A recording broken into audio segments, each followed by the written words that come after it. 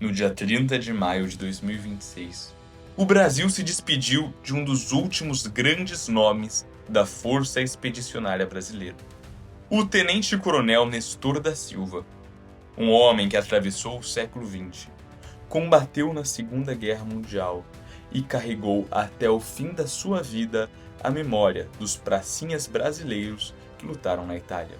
Mas a história de Nestor não é apenas a história de um veterano. É a história de um sargento que, no meio do fogo, da artilharia, das minas e da morte, assumiu o comando de sua fração e foi promovido por bravura durante a tomada de Montese. Hoje, no Além da Linha de Fogo, vamos conhecer a trajetória de Nestor da Silva, o combatente da FEB, que honrou suas divisas, recebeu suas estrelas e, assim, entrou para a história militar brasileira.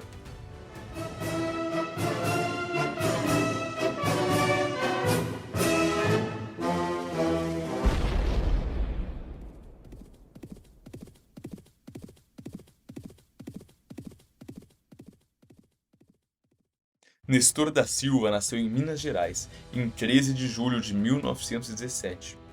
Ingressou voluntariamente no Exército Brasileiro em 1938, no 10º Regimento de Infantaria, em Belo Horizonte. Antes da guerra, seguiu a carreira das praças. Foi cabo, terceiro sargento e em 1943 foi promovido a segundo sargento. Em janeiro de 1944, foi transferido para o lendário Regimento Tiradentes, o 11º Regimento de Infantaria, lá de São João del Rei, unidade que teria papel decisivo na campanha brasileira na Itália. Poucos meses depois, Nestor deixaria o Brasil rumo ao maior conflito da história da humanidade. Em setembro de 44, embarcou no navio General Meigs, com destino a Nápoles. Ele chegou à Itália em outubro e, a partir dali, sua vida passou a fazer parte da história da Força Expedicionária Brasileira. A Força Expedicionária Brasileira foi enviada para combater ao lado dos aliados contra as forças do Eixo. Na Itália, os brasileiros enfrentaram um cenário completamente diferente daqueles que foram preparados no Brasil. Montanha, frio intenso, lama, minas, artilharias, morteiros e posições alemãs muito bem defendidas. O Ministério da Defesa destaca que os soldados brasileiros precisaram se adaptar ao terreno europeu, ao clima extremamente frio, a novos armamentos, equipamentos e uniformes. A FEB atuava dentro do esforço aliado para romper as defesas alemãs no norte da Itália. E foi nesse ambiente que o segundo sargento de infantaria Nestor se destacou. Ele participou de combates marcantes da campanha, como Galícano, Monte Castelo, Castelnovo e Montese. Ele também comandou 18 patrulhas de incursão nas linhas góticas. Antes de Montese, Nestor já havia provado seu valor em combate. O Museu Virtual da FEB registra uma citação de combate relacionada ao ataque ao Monte Castelo em dezembro de 44, destacando sua atividade, iniciativa, espírito de sacrifício e desenvoltura em ação. Esse detalhe é importante porque mostra que a bravura de Nestor não surgiu em um único momento isolado. Ela foi construída em patrulhas, reconhecimentos, deslocamentos e ações sob fogo inimigo.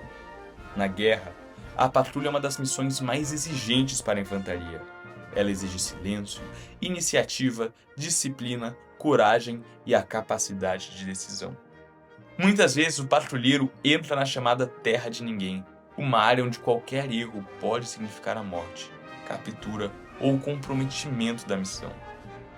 E Nestor participou de 18 patrulhas em terreno sob domínio ou ameaça alemã. Ali ele consolidou a sua reputação de líder de pequenas frações. O grande momento da trajetória de Nestor da Silva só veio em abril de 1945, durante a Batalha de Montese. Montese era uma posição estratégica. Para avançar ao norte da Itália, os aliados precisavam romper as defesas alemãs. A batalha começou em 14 de abril de 1945 e foi um dos combates mais duros enfrentados pelos brasileiros. tendo sido uma das batalhas mais sangrentas da história da nossa FEB, tendo tido mais de 400 baixas, entre mortos e feridos. Naquele combate, o regimento Tiradentes teve papel central.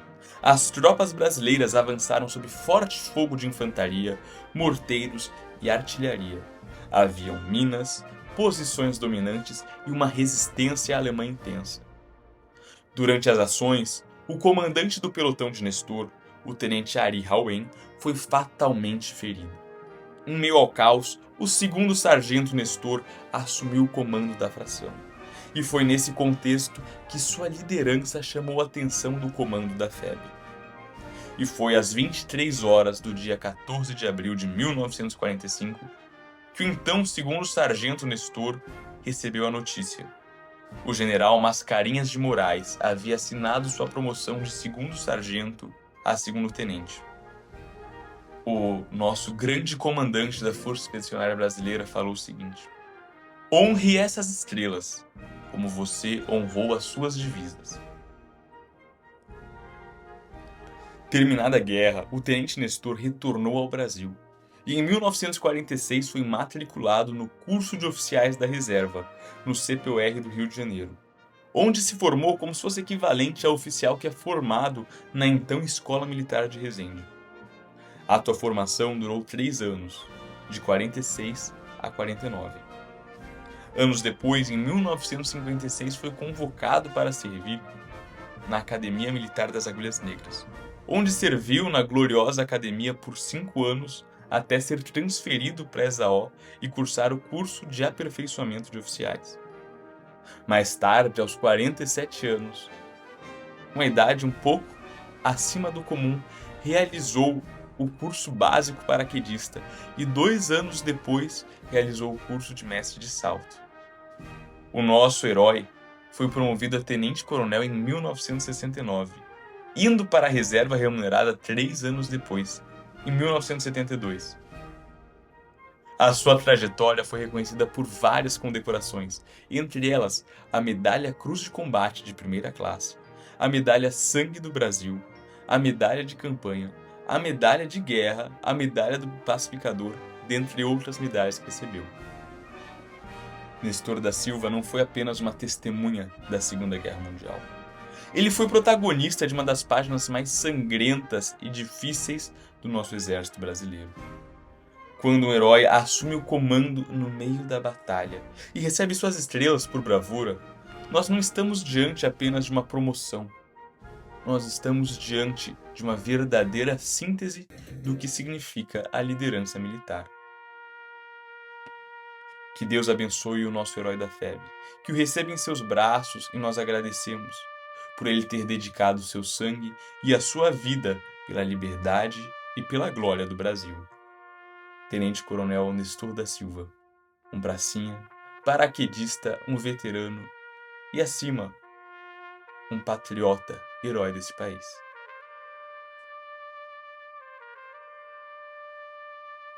Enfim, se você gostou desse vídeo, já curte, dá um like, comenta quais outros vídeos você quer ver.